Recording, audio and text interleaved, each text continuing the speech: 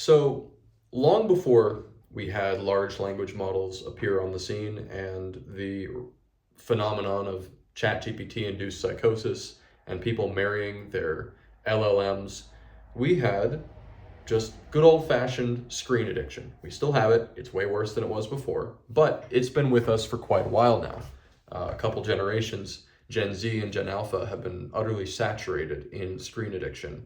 And of course, this screen addiction does not distinguish by age. You've got people in nursing homes and, people middle-aged, Gen X, boomers, whatever, that are all addicted to our screens. And so I want to read a poem that I wrote back in May of last year about this screen addiction, and then just do a little discussion about my thoughts on it afterwards. A black pane of glass held within my grasping palm, nerves eased, neurons pleased, anesthetize the pain of being me. Severed from the past, I drift in a digital maze, unable to create a future. I lose my days in comforting delusions. Hours tick by, months mere mirages, false oases whose water turns to sand just as my hands reach my lips. I crave the kiss of death. My ancestors clasped their palms, heads pulled up to the heavens by their fear and faith. My gaze is pulled downward into that unholy place where the dead cannot rest, forever trapped, millions of strangers watching, unmoved by their suffering and pain.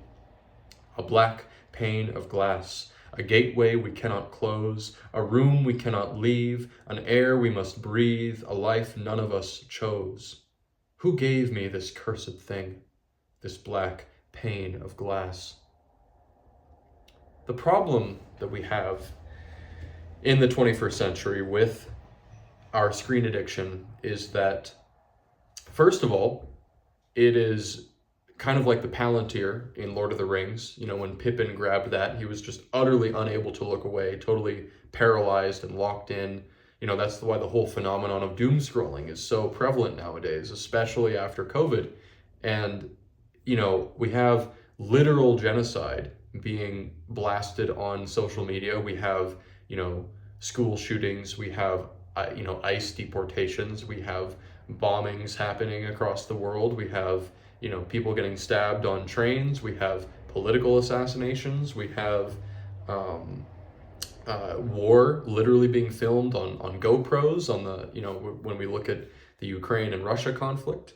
There's just so much negativity and just human suffering that is being blasted on a mass scale that our nervous systems are just, we're wired to seek out danger, but then once the threat becomes so large and all-encompassing, what ends up happening is we're like a deer in the headlights. And so there's a reason why these social media companies are driving engagement towards all of this negativity and all of the conflict and all of that, because it keeps people glued to their screens.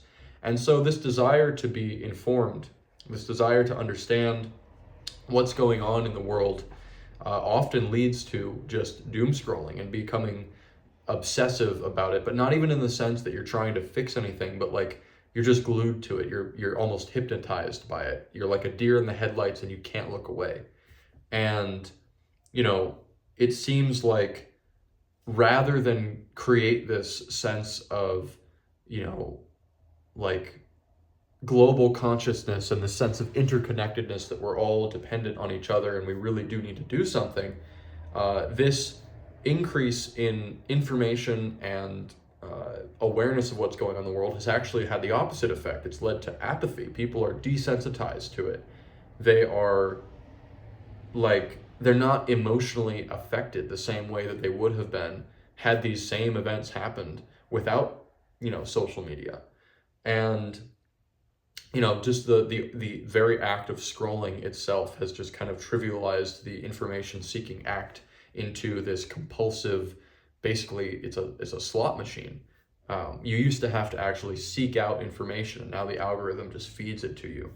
And so it is just creating this this digital, pixelated, ghostly haze that we're all trapped in. And the tragic part about it is that none of us necessarily, we didn't vote for this. We didn't ask for it from our leaders. It was basically just handed to us by corporations. And then through advertising, we were convinced that we all wanted it, and then convinced that we all needed it. And now it's so deeply intertwined into our working lives that, saying, oh, I don't want to use a cell phone, your boss or your coworkers are gonna be like, what do you mean? It's going to be hard to, coordinate with you. And so it's a very difficult double-edged sword to try and navigate. And so, I don't necessarily have any particular solutions for this other than I think it's important that we just become aware of our own tendency towards, being kind of like Pippin, just staring into the Palantir and unable to look away, and recognize that sometimes you just got to take a break, and it's okay to do that. There's not a whole lot that you can do to help people if you're just hyper fixated and staring at a little black mirror in your hand and not actually doing anything in the real world.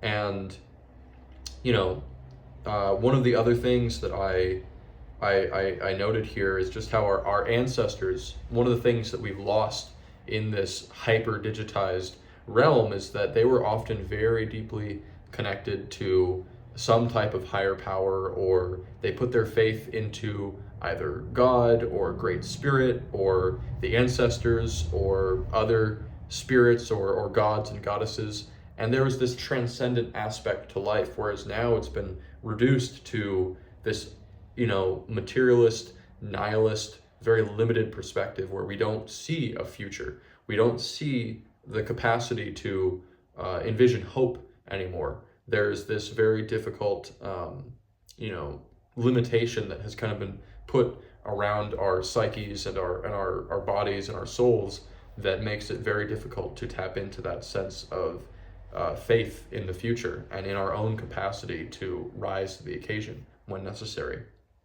And so, with all of that being said, I think it's important to also have grace with yourself and not to be too judgmental. This is a very difficult issue that we find ourselves in, and self-flagellation, beating ourselves up, is not going to help. So if you enjoyed this video, I do talk a lot about various issues regarding what I call the polycrisis and the metacrisis. Often two things that get mixed up, but basically the whole point of this channel is to face the storm, so to speak, and the storm being the challenges of life that are really only just going to ramp up in this century, and we're going to have to, it's really an all hands on deck endeavor, and it's important for us to recognize that and step forward each day with this understanding that our actions are going to reverberate into the future for generations to come. Fingers crossed, the human race makes it that far, and that's largely dependent on what we choose to do in this year and in this decade and in this century. So if that resonates with you, I encourage you to take a look at some of the previous videos that I have made, or tune in to the next one that I upload. So I'll see you guys later.